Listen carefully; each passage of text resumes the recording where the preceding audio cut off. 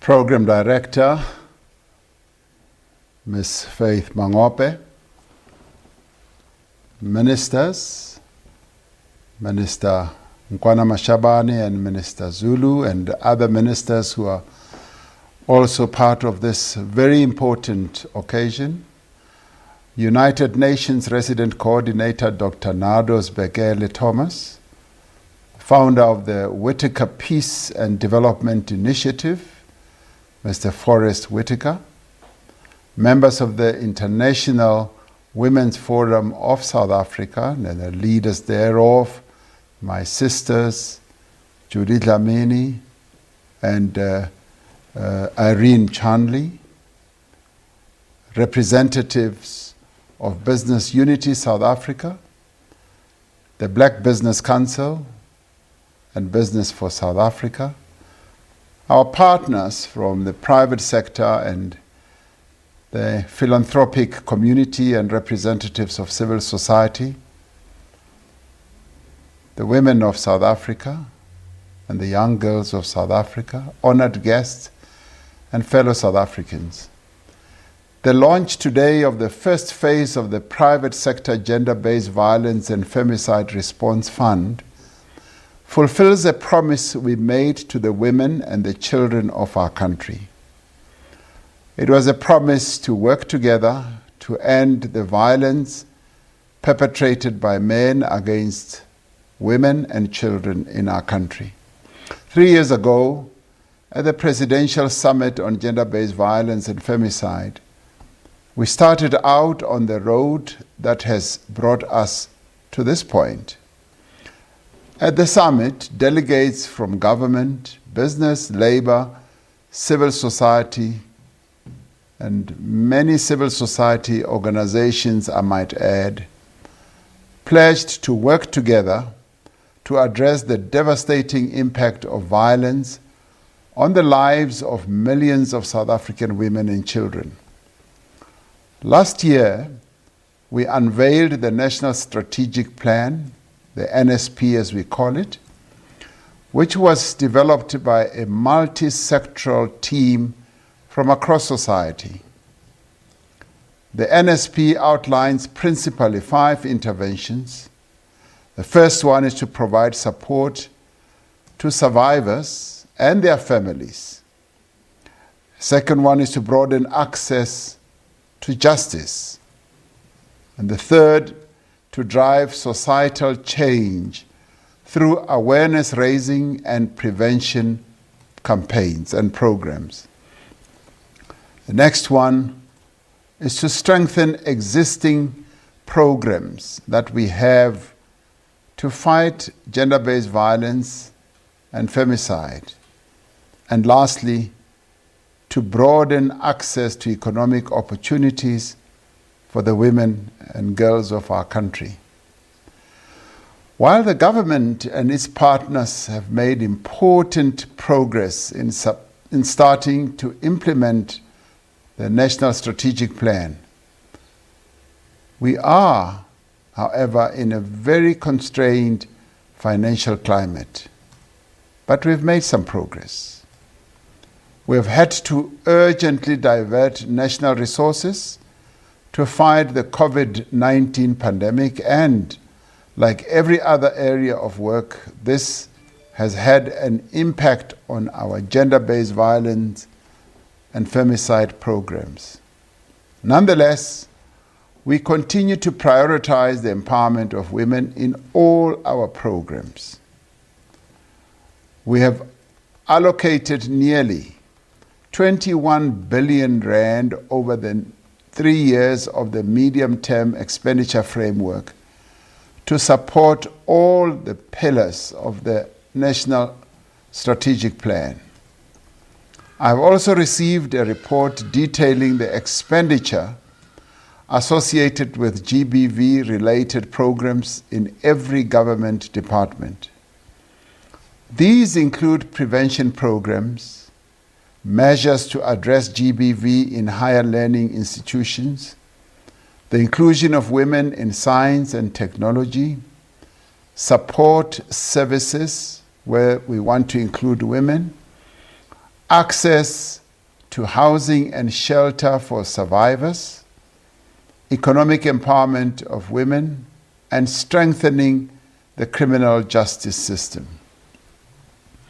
Government departments will be held accountable for the work they do and for the resources that have been committed.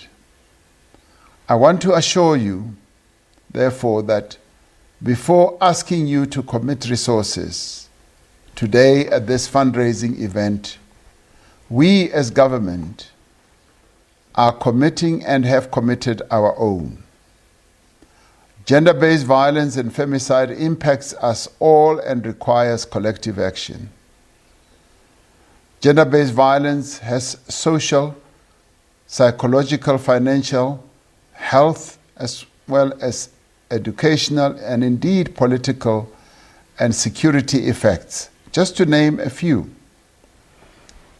Its effects are insidious, they are extreme, and it also have effects that are intergenerational and long-lasting, not just on the victims and survivors, but also on society. But by far the most significant cost is to our very nationhood. When millions of our citizens have to live in fear from violence and even death simply because they are women or girls, or part of our soul, as a people and as a nation is lost. Gender-based violence and femicide is not what you could call a secondary priority. It is not a woman's issue. Gender-based violence is overwhelmingly and unequivocally a human rights issue. Your presence here today demonstrates your understanding that we all have to become involved to bring an end to gender-based violence.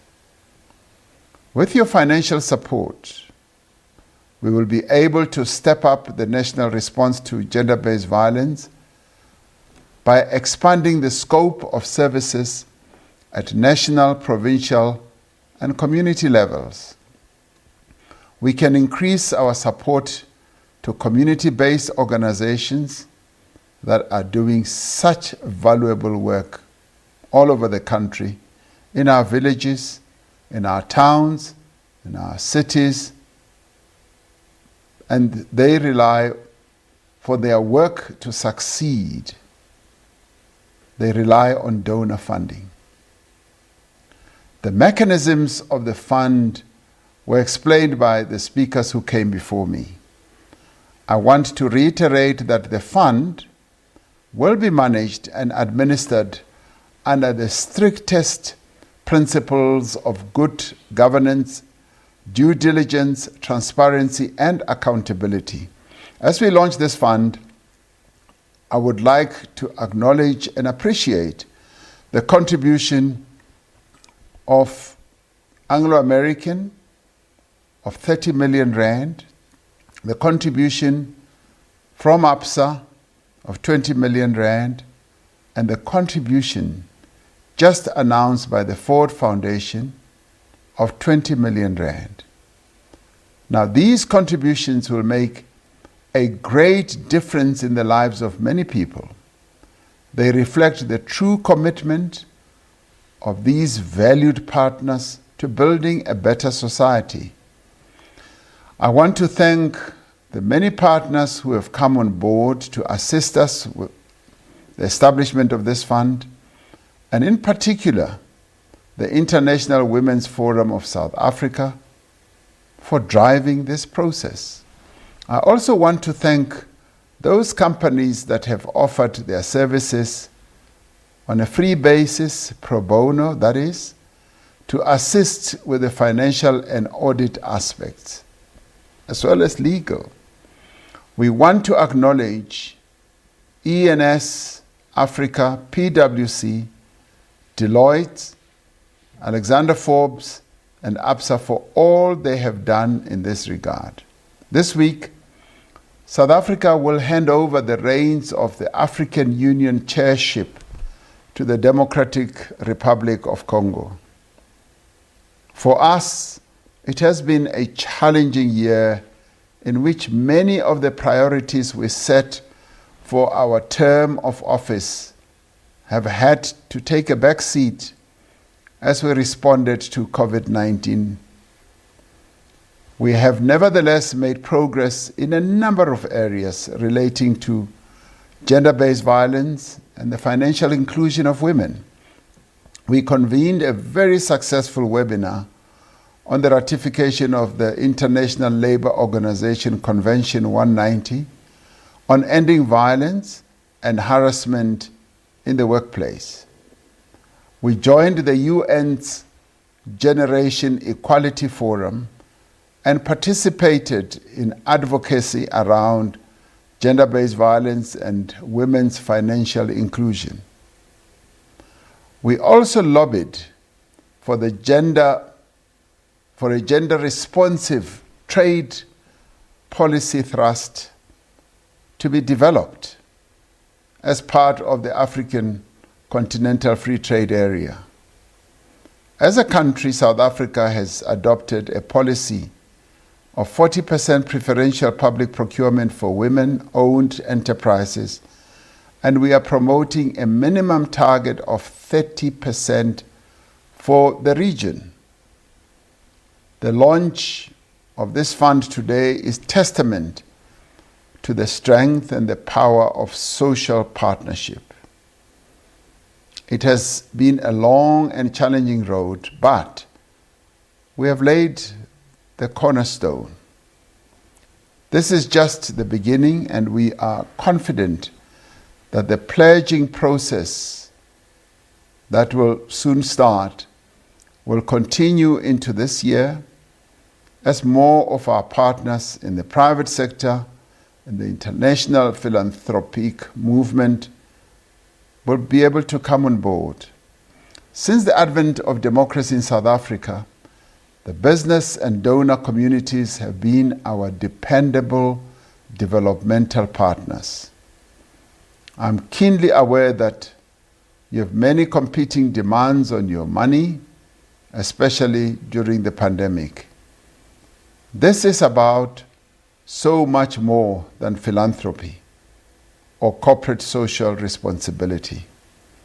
It is about making a solid investment in a South Africa that is truly egalitarian, non-racial, non-sexist, democratic, and prosperous. But it is also about making it very clear that we are here to support the work that needs to be done to ensure that we rid our country of gender-based violence and femicide, and we advance the lives and the interests of the women and girls of our country. I thank you for your presence this afternoon and thank all those who have made this event possible. Let us now focus on the task at hand and work together to realize a society that is free of gender-based violence, of femicide, and of all forms of violence, but a society that is committed to advancing the economic interests of the women of our country. I'd like to thank you, and thank you very much for allowing me to participate in this very important launch of this fund, which I trust and hope will grow by leaps and bounds as many people will see fit to donate money, to make pledges, to support what this country needs to do to show our respect for the women of our country, to show that they have dignity and we will respect them and advance their rights. I thank you.